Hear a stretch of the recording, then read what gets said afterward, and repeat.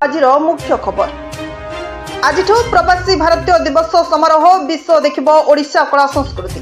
आज राति 8टार आसबे प्रधानमंत्री। ओडिशा रे वीवीआईपी भिड़ एयरपोर्ट रे स्वागत पर बुली जाउछंती पुरी कोणार्क चिलिका। चिंता बढ़ाइला वीएमपीवी भूताणु। देशरू 8 जन पॉजिटिव चिन्हट पर राज्य स्वास्थ्य विभाग गुरुत्वपूर्ण बैठक। भयभीत न होबाकू परामर्श देले स्वास्थ्य मंत्री।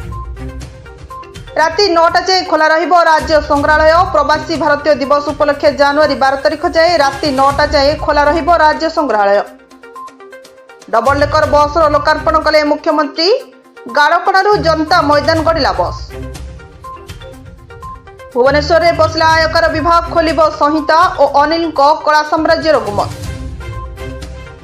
जलेश्वर में कुड़ी साजिला काल ट्रक को पछपटू धक्का देला ट्रलर। ड्राइवर गुरुतर। छत्तीसगढ़ में आईईडी विस्फोरण 8 जवान शहीद। हमला पर सर्च ऑपरेशन जोरदार।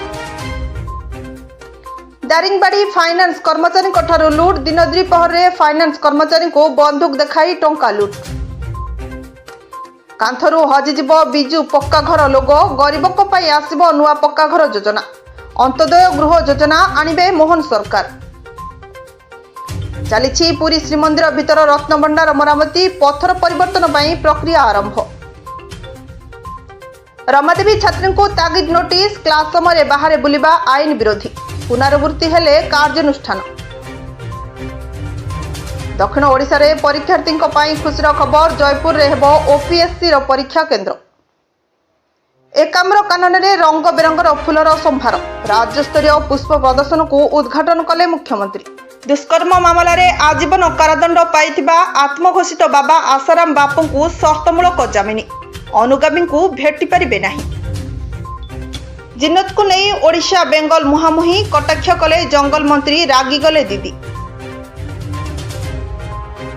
पोती होई पड़ुछि नदी सज्जा। 2025 सुधा 24% जलधारणा क्षमता हराइबे भारतर प्राय 3700 डैम। दिल्ली विधानसभा निर्वाचन पर तारीख घोषणा। फेब्रुआरी 5 रे दिल्ली रे भोट ग्रहण। 8 रे फलाफल।